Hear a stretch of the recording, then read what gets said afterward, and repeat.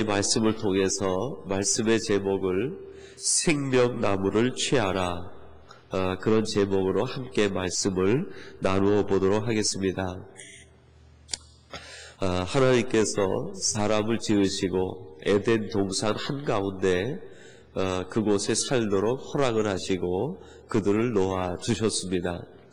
그런데 특별히 오늘 말씀해 보면 그 동산 중앙에는 생명나무와 선악을 알게 하는 나무도 있는데, 생명나무는 너희들이 임의로 먹되 선악을 알게 하는 나무는 먹지 말라, 그 금지 명령을 내렸습니다.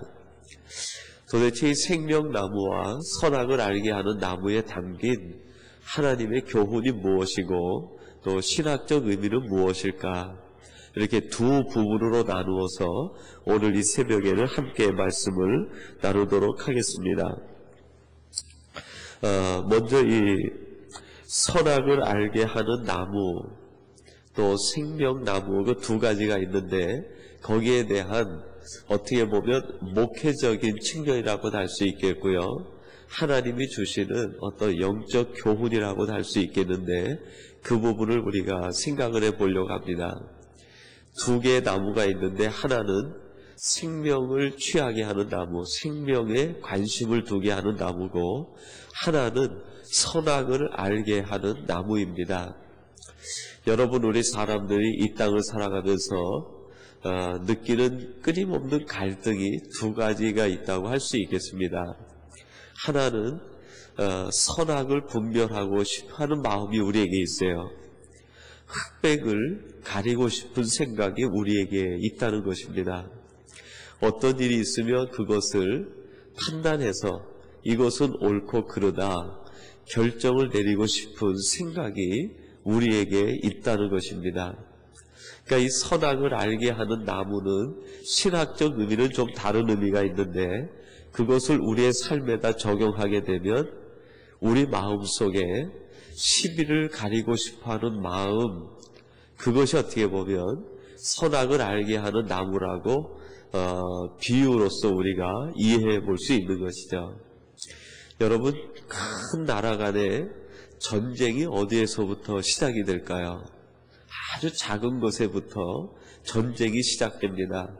이것이 옳으냐, 이것이 옳으냐, 시비를 가리는 과정에서 국가 원수들끼리 마음이 갈라지기 시작하면 거기에서 뭐가 일어납니까? 전쟁이 일어나는 거죠. 지난번에도 제가 한번 얘기 드린 것 같은데요, 우리 장로님하고 한번 대화를 하는 중에 장로님이 우스갯소리로 그런 말씀을 하시더라고요. 결혼해가지고 이제 아침에 세면을 하는데 치약을 짜서 양치를 해야 되지 않아요?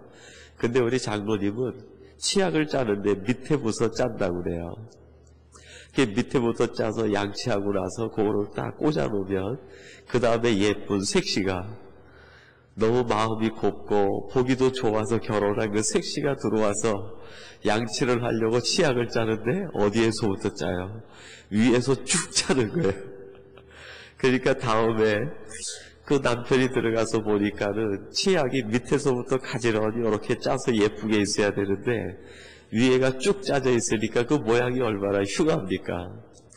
다시 모아서 밑에서 짜가지고 모양을 예쁘게 만들어 놓으면 그 다음날 보면 또 가운데가 쭉 짜져 있고, 이건 옳고 그른 게 아니죠, 그죠? 근데 우리 마음속에는 밑에서부터 짜는 게 옳다, 아니면 중간에서 그냥 내 방식대로 하는 게 옳다, 작은 거지만 그것의 시비를 가리는 과정에서 점점 마음이 갈라지게 되고 다툼이 생기고 불화가 생기고 부조화가 생기고, 거기에서 우리들이 생각하지 못했던 우리 삶의 모든 갈등들이 존재하게 된다는 것입니다. 선악을 알게 한다는 것은 우리 사람들이 가지고 있는 이 심리적인 것 속에서 무엇인가 옳다라고 판단하고 싶은 생각이 있어요.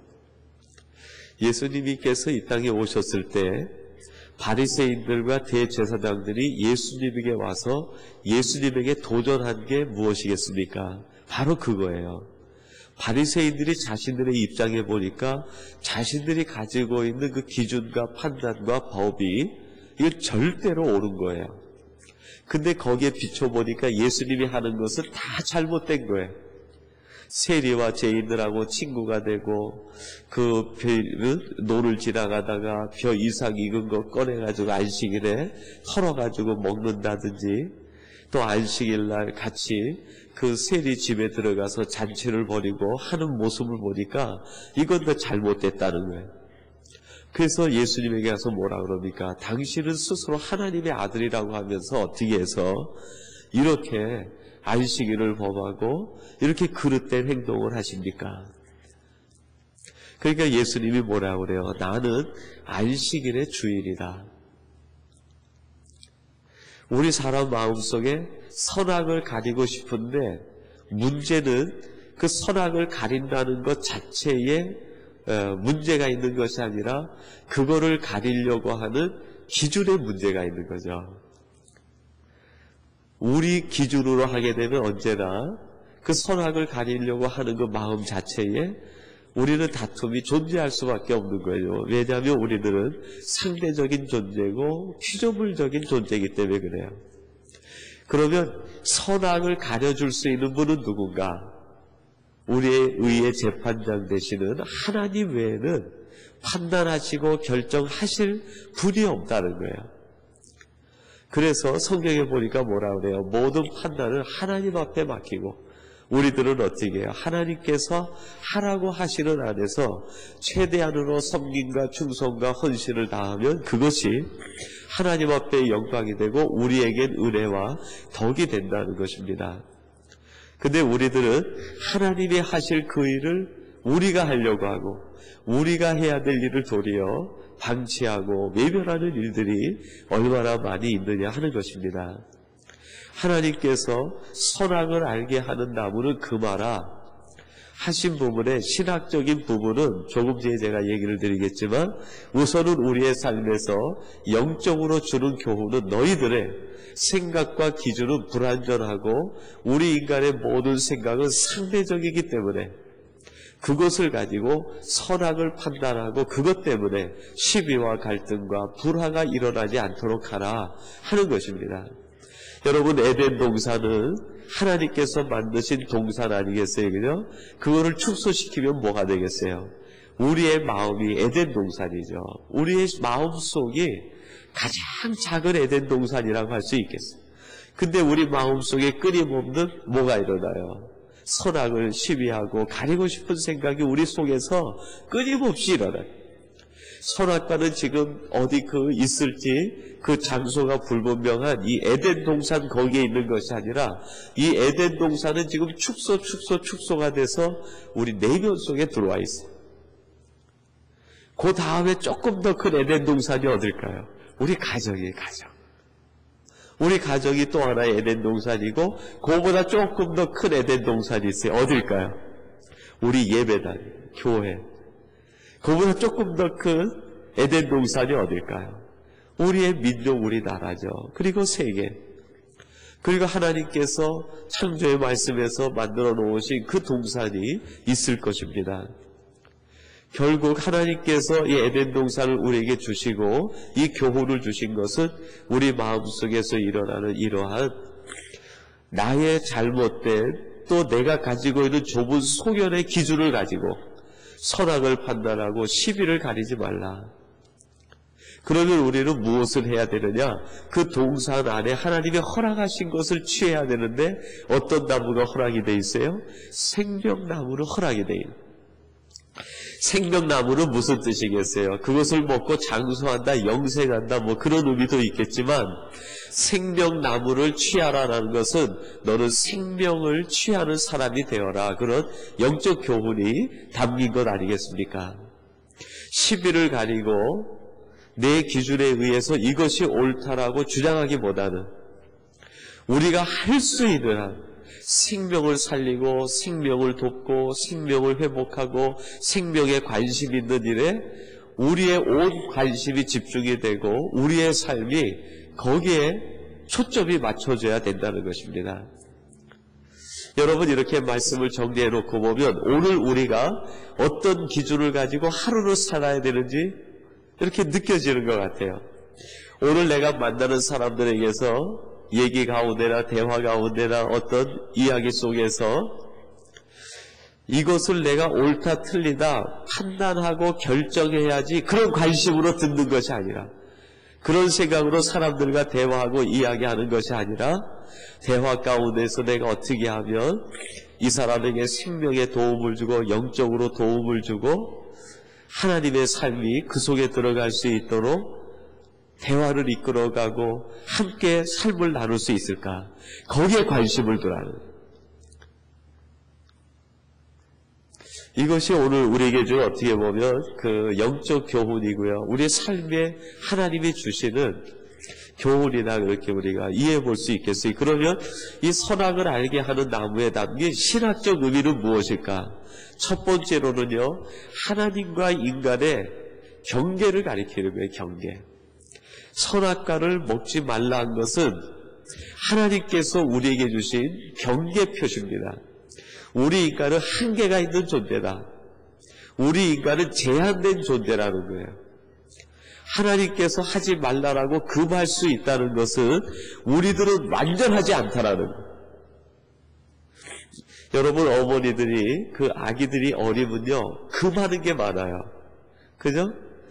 그 1살, 2살 된 아이가 있으면은요, 너 절대로 여기 가스레인지에 불 손대지 말라, 이 칼 만지지 말라, 뭐를 얘기해요? 금지 명령을 하죠.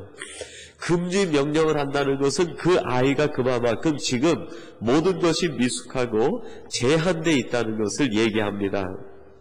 근데 그 아이가 중학교 들어가고 고등학교 들어가 보세요. 어머니가 뭐라고 그래요? 너 칼 만지지 마, 너 불 손대지 마, 그런 얘기 합니까? 그런 얘기는 안 해요. 그 아이는 이미 그것을 이해할 수 있는 초월한 거예요, 그거는요.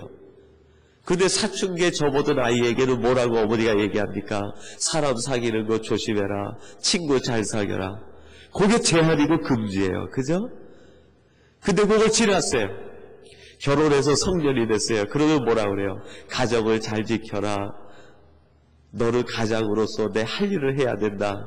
사회에 책임을 다해야 된다. 금지 명령이 조금씩 성장해 가는 거죠. 그것을 보고 우리가 뭐라고 얘기할 수 있냐면, 하나님이 왜 우리에게 하지 말라 말씀하셨냐? 우리는 제한적인 존재고 불완전한 존재인데 하나님은 그렇지 않다는 거예요. 이 선악을 알게 하는 나무 속에 담긴 어떤 신학적 의미가 있다고 하면, 그걸 통해서 우리가 나는 불완전한 존재고 제한된 존재이니까 내 결정을 따라 내 의지로 살아갈 것이 아니라 누구를 따라 살아가야 된다는 거예요? 하나님이 하시는 말씀을 따라 살아야 되겠다. 그런 의미에서 이 선악과는 우리에게 두 번째로 그런 신학적 의미를 줘요. 너는 내가 하는 말에 절대 순종하고 살아가라. 왜 순종해야 되는지 여러분 아시겠죠? 그죠? 우리는 제한된 존재이기 때문에, 우리는 불완전하기 때문에 하나님의 말씀은 완전하시고 흠이 없고 우리 인생의 지각에 뛰어난 말씀을 주시기 때문에 그 하나님의 말씀에 절대 순종하는 것, 그것이 우리에게 복이고 하나님이 주시는 은혜가 된다. 그래서 오늘 선악과에 담겨있는 이 말씀의 내용은, 우리 인간은 불완전하고 제한된 존재다. 그러면 우리가 어떻게 해야 되느냐? 절대적이신 하나님의 말씀에 순종하고 살아야 되겠다. 그럼 이 경계를 넘으면 어떻게 되느냐? 그 경계를 넘는 것을 성경은 죄라고 그렇게 규정을 지었어요. 그래서 이 선악을 알게 하는 나무를 통해서 하나님이 이런 영적인 교훈과 신학적 의미를 부여했는데, 우리의 처음 인류가 어떻게 했습니까? 이 하나님이 주신 그것을 어기고 경계를 넘어섰을 때 결국 우리 모든 인류들에게 이 원죄가 유전처럼 우리들에게 스며들게 되고 우리들에게 이어지게 됐다는 거예요. 이거를 회복할 수 있는 것은 그 영으로 가능한데, 두 번째 아담이신 예수 그리스도가 오셔서 어떻게 합니까? 그분은 이 땅에 오셔서 선악간의 판단을 하지 않습니다. 오직 생명에 관심을 두시면서 우리에게 생명을 주시는 거예요. 그리고 그분이 오셔서 우리에게 본을 보이신 게 뭡니까? 절대 하나님 앞에 순종하시는 것, 그 삶을 우리에게 보여주시고 다시 하나님께서 만드신 에덴의 그 아름다운 삶을 우리 마음속에서부터 회복을 시켜주시는 거죠. 그러니까 예수님이 우리 속에 들어오시면 우리 안에서 시비거리가 없어져요. 갈등할 게 없어요. 모든 판단을 다 누구한테 맡기니까요? 주님한테 맡기고 우리 하나님한테 맡기니까 내가 결정하고 판단할 게 없어요. 삶에 어려운 문제가 오고 고통이 올 때 하나님 제게 이런 일이 있습니다. 내놓으면 하나님께서 판단을 해주시고 그 판단에 우리가 절대 순종하고 따라하기만 하면 우리 하나님께서 우리를 인도해 주시고 우리에게 크신 은혜를 베풀어 주신다는 것입니다. 여러분, 오늘 이 말씀 생명나무와 선악과에 담겨있는 그 뜻을 영적 교훈과 또 신학적 의미를 함께 나누어 보면서 오늘 이 말씀을 여러분들이 묵상하시고 이 말씀 가운데 내가 오늘 만나는 사람들과 어떤 대화를 이루고 지내고 살아갈 것인가, 그런 의미도 깨달아 보시고 주시는 말씀을 따라 오늘도 승리하며 살아가시는 우리 모든 교우들이 되시기를 주님의 이름으로 축원합니다. 우리 같이 기도하겠습니다. 하나님 아버지 감사합니다. 저는 이 땅을 살아가면서 선악을 알게 하는 일, 즉 우리의 개인적인 소견과 나의 생각과 또 나의 경험에서 비롯된 나의 기준을 가지고 선악을 가리려고 하는 나의 편견에서부터 벗어나게 도와주시옵소서. 오직 나의 불완전함을 깨닫게 하셔서 생명을 취하며 생명에 종사하고 생명을 살리는 일에 우리들이 헌신하며 살아갈 수 있도록 도와주시옵소서. 무엇보다도 이 선악과를 통하여 하나님은 완전하시고 우리는 제한된 존재요, 우리는 불완전한 존재라는 것을 깨닫게 하사 하나님의 말씀에 절대 순종하는 것이 가장 완전한 일이요 가장 기쁜 일이고 좋은 일이라는 것을 알게 해 주옵소서. 특별히 우리에게 순종을 요구하시는 하나님의 이 명령 속에서 하나님 말씀에 순종함으로 큰 은혜를 누리게 도와주시옵소서. 오늘도 이 새벽을 깨우고 기도하신 우리 모든 성도님들을 기억하시고 오늘 하나님 앞에 기도할 때 그 마음의 소원들을 하나님이 들으시고 응답해 주시옵소서. 예수님의 이름으로 기도하옵나이다. 아멘.